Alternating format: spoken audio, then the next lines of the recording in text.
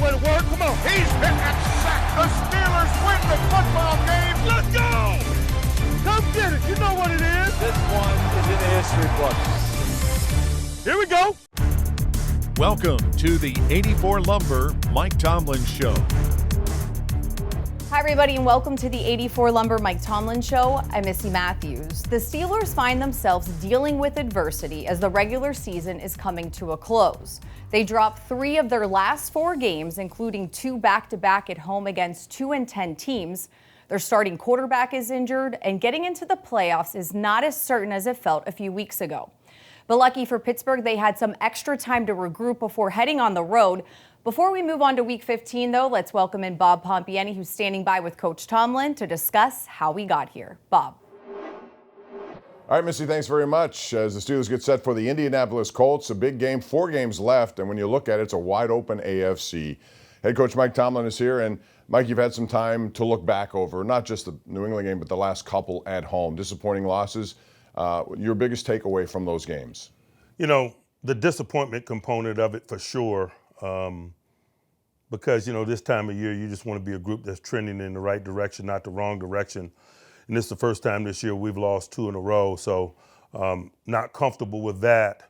But it's not anything mystical, to be quite honest with you, particularly when you look back at the New England game. Our inability to force them to settle for 3 is really kind of the difference in the game. We've talked about it in several different fronts the last few weeks. You know, we've absorbed some attrition in the interior portions of our defense, particularly in possession down moments. The linebackers and some of the sub-package positions that play in the interior underneath matchup component on possession downs. We've been losing some of those downs to tight ends and so forth, and really that's been the difference of late. We got to do a better job adjusting to the attrition component, the people that are playing now. We got to put them in better position to perform. And hopefully, just with the experience of playing and communicating, that's going to continually get better.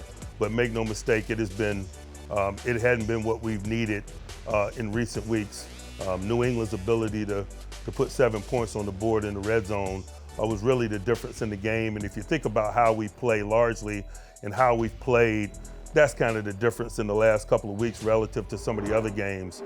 Certainly there's a lot of areas that we would like to play better in, but our ability to make people settle for field goals has kind of been a calling card, has allowed games to be close and keep us in striking distance, and that's been the difference of late.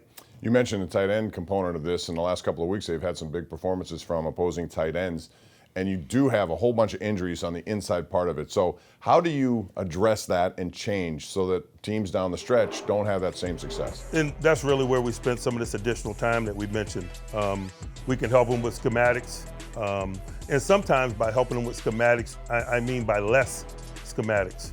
When guys are new to the playing field, sometimes, you know, doing some of the more challenging schematic things, although it might be advantageous from a matchup perspective, but can we execute it?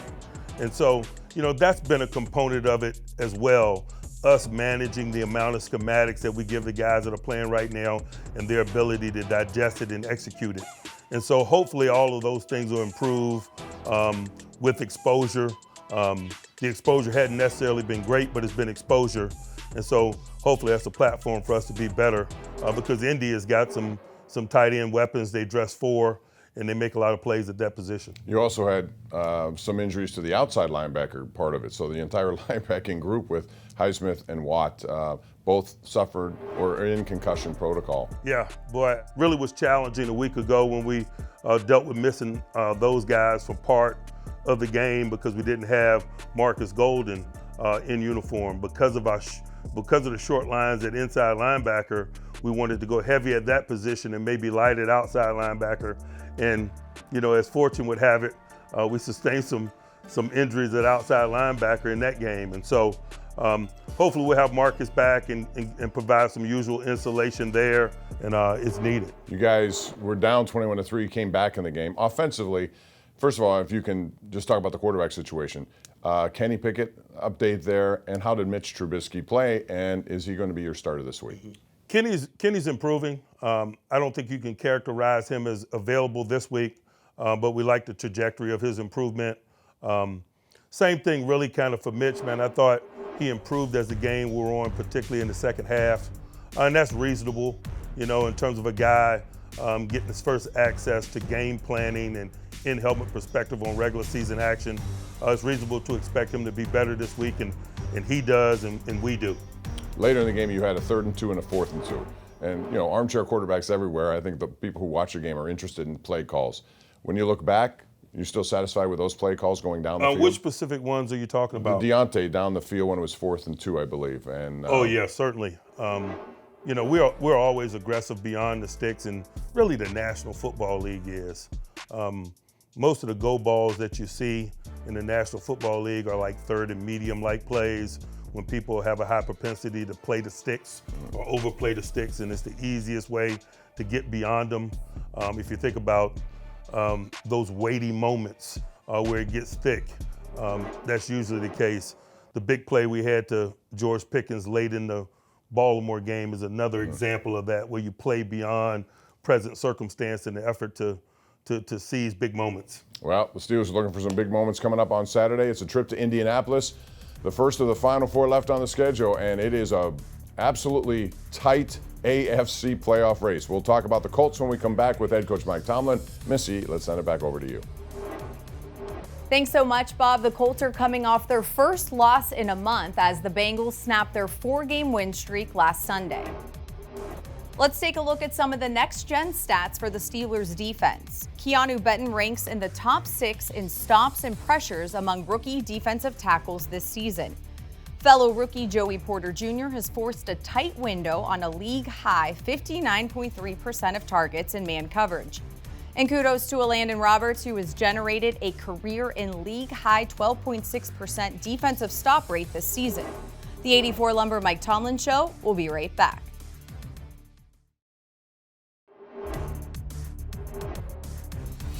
Welcome back to the 84 Lumber Mike Tomlin Show. As Coach Tomlin likes to say, the road is getting narrow. There are just 4 weeks left of the 2023 NFL regular season, and for the Steelers, starting on Sunday with the Colts, every team they face has something to play for. Both Pittsburgh and Indy are 2 of the 6 AFC teams sitting at 7-6. And for more on this matchup, let's send it back over to Bob and Coach. Guys. Missy, thanks very much. The Steelers now play back-to-back Saturdays, the first of which is this Saturday, which is coming up this weekend at Indianapolis. And, Coach, you have a team in the Colts who are right there with you at 7-6. It's a huge game with regard to how everybody is so tightly packed in the AFC North. What have they done since they had to go to Gardner Minshew that has made them successful? They had a 4-game win streak in there at one point. Well, Gardner is not new to what it is that they do. He came over essentially with the coaching staff from Philadelphia. And so although he has the appearance of being new, he is not new.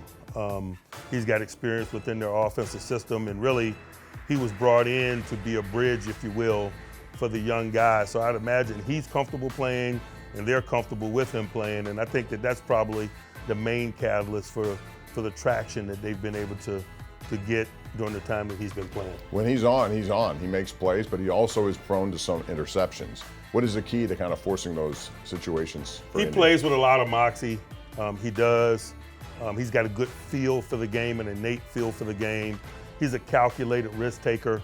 Those are the things that's really kind of sustained him throughout his career, and those things are really evident on this tape. And so, it's less about him and more about us doing what it is we need to do. We got to rush him. We got to cover. We got to do a good job of containing him as he ad-libs. We got to do a good job of keeping a lid on it and staying close as he ad-libs and plays get extended. He has a run-pass component to his game that we better respect in some weighty moments. He's capable of design quarterback runs and pocket movements. And those things, coupled with the rhythm passing, keep you off balance and allow him to kind of stay a step ahead. Is he vulnerable to blitzing? And I know sometimes when you're dealing with all these injuries, you may want to come up with something different that people haven't seen. I think everyone is vulnerable to blitzing. I don't think he's uniquely poor at dealing with it. I just think that, we're a group that blitzes. Everybody knows that that we're a blitz group, and he'll be prepared for it, certainly. How about the run game? Jonathan Taylor was out. on his way back. Zach Moss has picked it up and looked pretty good. They seem to lean on that when they start games. Is that what you expect going into this one? Zach Moss is a very credible runner. He's provided really good insulation for them during the time that they've been without Taylor. He's a formidable guy. He's been a starter in this league. Their personality and stats kind of reflect that. Whether they have Taylor or no, there's a run game commitment for balance, for staying on schedule. And so we anticipate them doing more of the same in that regard. Michael Pittman's been around for a long time. He's almost 1,000 yards again this year. Very consistent player for them. Yeah, boy, I feel old when I hear that name. I worked with his dad down in Tampa years ago. His dad was a running back for us with the Buccaneers, man. Got a lot of respect for his game. He's a tough guy. He's a combat catcher, a volume catcher. But it's not just him. Pierce is a one-on-one matchup guy down the field. He's very good in 50-50 ball circumstances. They got a new rookie in Downs that plays in the slot. He's very good in that space, finding space in zones, getting space, getting separation at break points from people in man-to-man. They play a variety of tight ends and really do a nice job of dividing that labor up. They'll have 4 guys in uniform there, and so Gardner has a full repertoire of eligibles to work the ball to and through. Defensively, their defensive line has a lot of good players on it who've been around for a long time. Is that where it starts with them, and how do you attack a defense like that? Without question. They're a fundamentalist group led by Gus Bradley, man. We've gone against Coach Bradley a lot over the years in some different places, but a lot over the years, man. His defenses have a signature, if you will. All of them are front dominant, and this group is front dominant. I think they're 4th in the league in terms of sacks per game. They play a lot of people. Buckner is the bell cow in the B gap for them, but they play a lot of people. They play as many as 4 people on the edge, Kwity Paye, Sampson, and others. I think there are 4 guys in their unit that have 5 or more sacks. The strength of the pack is the pack. They run a lot of guys at you. They're challenging in that way, and those guys obviously provide the wave that the rest of the defense rides. And you've been around to know enough about DeForest Buckner, what he's been able to do, and consistency. Is he the guy who they rally around as far as their defense is concerned? Without a doubt, he's an all situations guy. They really specialize. Some of the labor, some of the defensive front guys are more run-oriented players. Some guys are more pass-oriented players. Buckner's a guy that's in all circumstances, and I think his play is reflective of that, man. He is a critical component of their defense, particularly up front. But I'd be remiss if I didn't talk about Zaire at linebacker. Here's a guy that they drafted late in the draft, man, probably 2018 or so, and has just really grown within their program. He's evolved over the course of his time there. He's a core special teams player, and he just continued to evolve and carved out a niche for himself on defense. In the last couple of years, man, he's been as productive as anybody in the National Football League. We're talking about 160-plus tackles last year. He's around the 140 total this year. A guy like him and his evolution is the reason why that they could, move on from a guy like Shaq Leonard. Zaire is making a lot of plays for him. We better get that guy blocked if we want to get anything done, particularly in the run game. All right, coming up, it is the keys to the game. We'll talk to Coach Tomlin about what has to happen on Saturday at 4:30 from the Lucas Oil Stadium. Missy, let's head back to you. All right, thanks, Bob. Plain and simple, the Steelers are going to have to produce points. The Colts are one of 5 teams to score at least 20 or more points in 11 games so far this season. Coming up next, the latest episode of The Standard gives you an exclusive look inside 2 Steelers legends' trip to Ireland, where there was plenty of black and gold. Now it's time for this week's Yin's Chat trivia question. Who had the most rushing yards as a Steeler versus the Colts, Jerome Bettis or Barry Foster? We'll tell you after the break.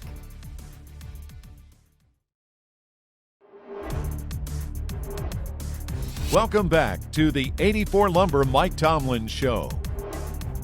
Your Yin's Chat trivia answer is Barry Foster with 179 yards in Week 3 of the 1994 season. Each week, answer Steelers trivia and make game day picks for a chance to win signed helmets, jerseys, footballs, or even a trip to the 2024 NFL Draft. And answer the day's questions correctly to get double the points. Just log into the Steelers mobile app now and play for a chance at this week's prize, a Minkah Fitzpatrick autographed football. Steelers Nation stretches far and wide. We've seen it many times this season on the road as black and gold has taken over opposing stadiums. But even more impressive is the team's global reach. So it's no surprise a pair of Steelers legends received a very warm welcome when making a trip across the pond to Ireland. Coming off the win over the Packers, the Steelers traveled to Cleveland to face a familiar foe. That same weekend, Steelers legends were across the pond in Ireland. What's up, Steelers fans? Hall of Famer Alan Faneca, Super Bowl 43 MVP Santonio Holmes, and Steelers staff, including Dan Rooney, the Steelers Director of Business Development and Strategy, all made the trip to further strengthen the franchise's bond with the island.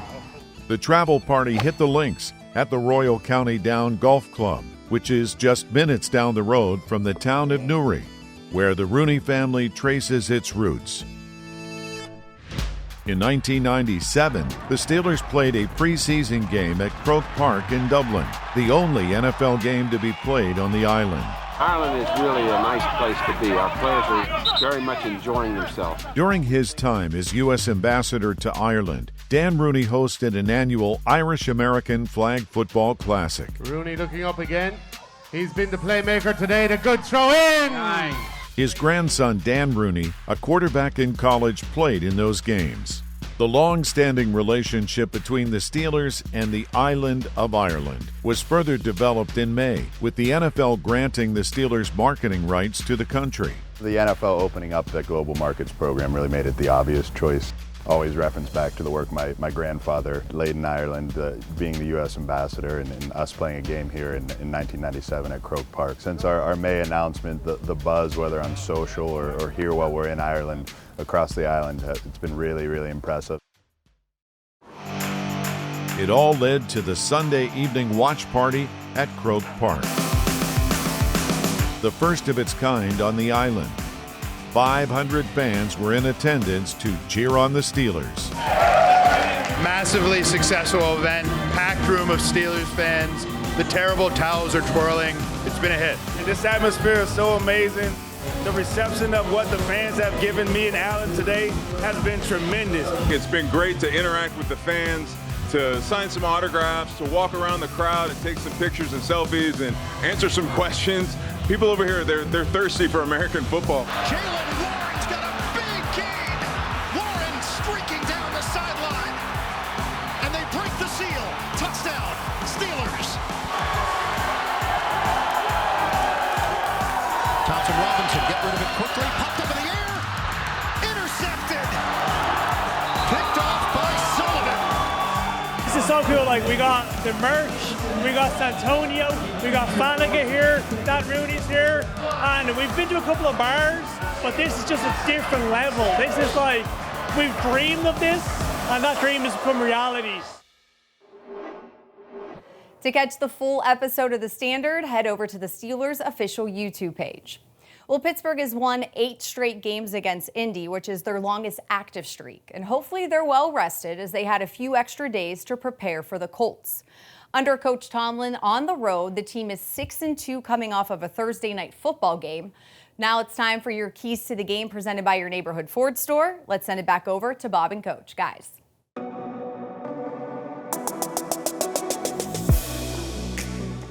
All right, Missy, let's start with what is the playoff picture. I know you guys don't want to focus 4 games down the road, but it is what it is. You're right in it, despite what happened last week. So how do you explain that 22 of 32 teams right now are within a game of a playoff spot throughout the entire NFL? You know, this is the ultimate parity league, as we call it. So much of what happens in the National Football League is constructed for competitive fairness, so that you know, all the 32 teams have a fair shake at this thing. There's a salary cap, the way that we draft, the way that you acquire people on the waiver wire, all of it speaks to competitive fairness. And so I would imagine New York is pleased with the tight races that we have right now. It certainly leads to increased viewership, that's for sure. People are tuned into all of these games. And when they tune into this one, what is your checklist, number one on it against Indy? I think the number one thing is we can't be fragile. Indy's going to make some plays. It is going to be a tough and competitive game. And we can't let, recent events, quell us or take away from our fight. We got to be really solid. We got to be mentally tough. We got to smile in the face of adversity. Those are things that we value all the time, but based on a couple of recent performances, we can't take that for granted. We got to understand that they're going to make a play or two.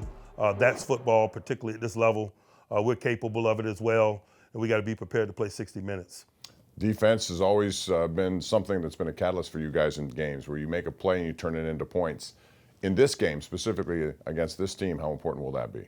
It always is, but like I've said in recent weeks, sometimes the defense being a catalyst is not necessarily providing a splash, but holding ground.